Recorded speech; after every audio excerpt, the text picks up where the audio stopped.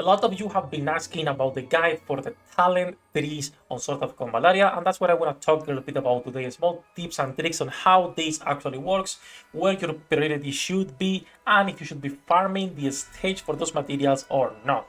Hello the internet, welcome back to the Waifus. I am Sefhi. Today's topic, the talent tree, and if you should be wasting stamina in here or somewhere else. Before we start, as usual, we would like to subscribe to the channel, and any questions you guys might have that you want to turn into a video, feel free to leave a comment down below and we'll do just that. So let's start talking about the extra rewards and the start trial levels, and if you should be farming these or not. So as you all know, if you want to farm materials for the talent trees, you need to come here to the start trials and you need to be doing these levels that cost 40 stamina per level, and I need to clear this level 35, by the way. I'll do that later. I think I have some stamina left. That should be enough. The thing with this is the first time reward is good.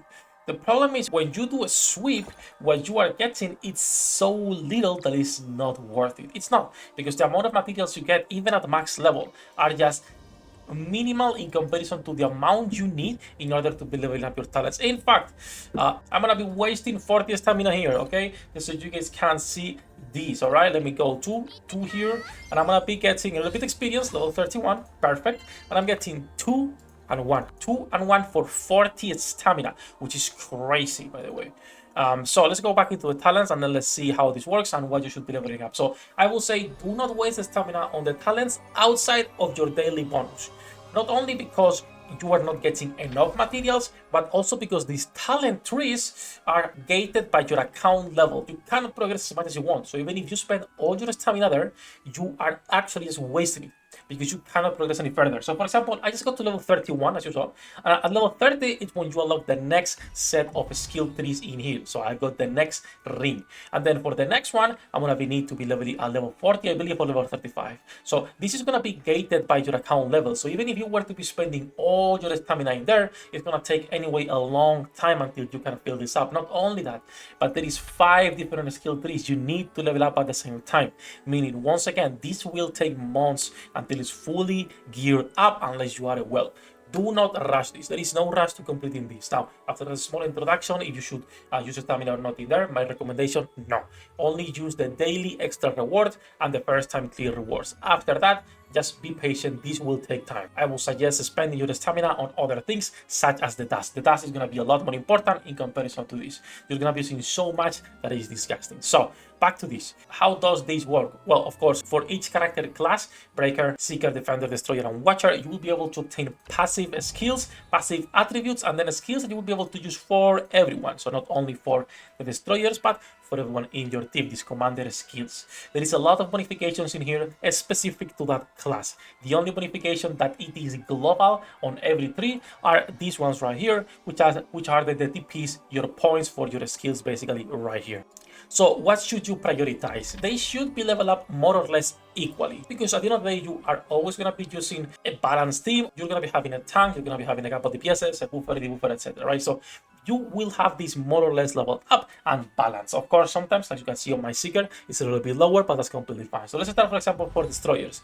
Destroyer is the tree that I'm focusing a little bit more, so my Beryl can become even stronger. She's my only Destroyer on my team, but as you can see, she's my strongest character and the one where I'm investing the most. So I want to actually level her up, right? So she is the one where I'm focusing, and if I go to talents and I go here, you see that there is multiple options. There is passive defense stuff, so physical defense, even for all Destroyers, more defense, magical defense, more magical defense, etc. There is also the new skills, and the important side, it's always on the left, and that is extra damage for your characters. Now, you will need to level up nodes that you don't need, just so you can level up your rating right here.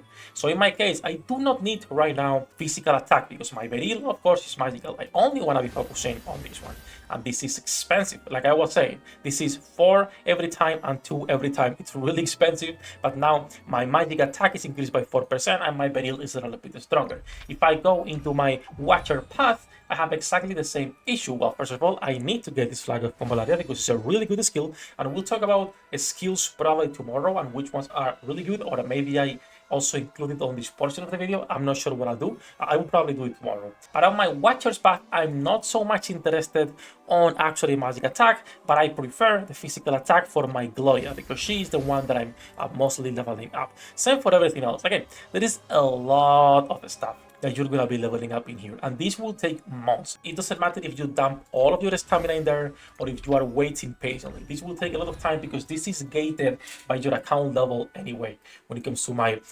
defenders, I also focusing on physical attack because it's for my Mytha. You should also, more than attack, focus on the defense actually when it comes to your attacks, because that's what they're going to be doing the most, right? Taking all the damage for you. Again, there is a lot of things to take into consideration. There is a lot of skills you could be leveling up. This Pursuit Order, for example, it's really strong, and I should have actually leveled that up, but it is what it is. And this applies to every character.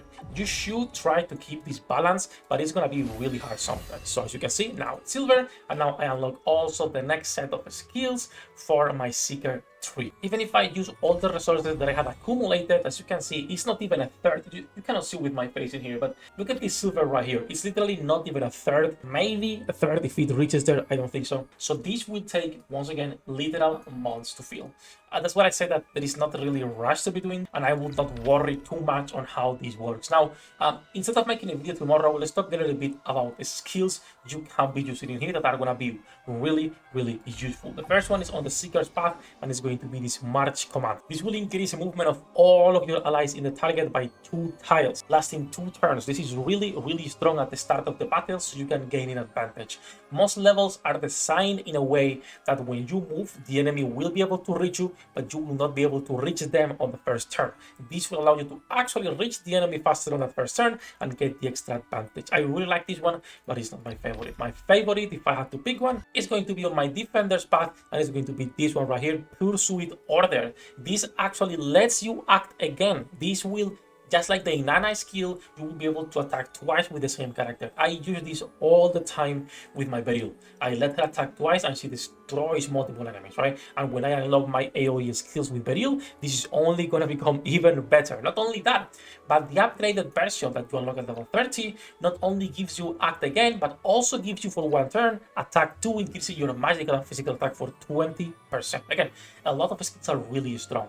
I think you should focus on the support skills when it comes to the 3 rather than the DPS one or the attack ones. The damage ones are not that great. There is a couple ones that are actually also really good. For example, on the Watcher's Path, there is going to be 1 flag of Convallaria. This will give all allies within 5 tiles 10% extra attack and defense bonus, and at the start of the turn, recover 1 extra energy and reduce all of your skill cooldowns by 1 turn. Again, there is so many skills that are just crazy powerful, but most of them are the passive defensive ones. When we talk about the damage ones, let me see if I can find one. For example, this is the first one to actually unlock. Deal 500 piercing damage to 1 enemy, right? This is not that great. Even if you were to be using this to dispatch 1 enemy at the start, your characters will do more if you let them act twice, or if you have extra movement, or if you have those bonuses for everyone around you and you can recover energy and more things. So I would focus on the support skills. Again, my favorites is going to be March Command, is going to be the extra turn, of which this Pursuit Order, and also the Convallaria flag on the Seeker's Path. If you were to come here, sorry, on the Watcher's Path, the flag of Convallaria. Those are my 3 favorites right now. I just unlocked the flag of Convallaria finally. I was actually waiting for this one. This is really used on a lot of scenarios when it comes to bosses and just put in an area where all of your units are, so you can increase not only your attack but your defense while you are doing some hard content. So that's what I would personally focus on. Again, there is a lot more skills. There is this AoE damage that you can increase in here. There is this swap position that is pretty interesting. I will say it's a little bit more useless depending on the context and what you're doing, but there is plenty of skills. I would focus on the support ones. I will try to level all of your skill trees at the same time. You could leave the one you're not using the less. So for example, for me, my Seeker Path is the one that I have no Seeker on my team, so that's the one that's always less focused on leveling up. Focus on your main DPS, then equally level up the rest of the trees. Never spend your stamina in there, it's gonna be a waste, alright? Just do your daily bonus, and that's gonna be it. And also, that's gonna be it for this video, since I just wanted to talk a little bit about the talents, how they work, and which ones you need to prioritize. That said, as usual, thank you to my patrons for making this content possible. You guys can join them with the links in the description down below. Good luck with your pool dinner dates, and see you in the next one. 役立たずは楽園から追放するのみ。ブランとノワールのショータイムです。天地万物を切るとはこういうことだ。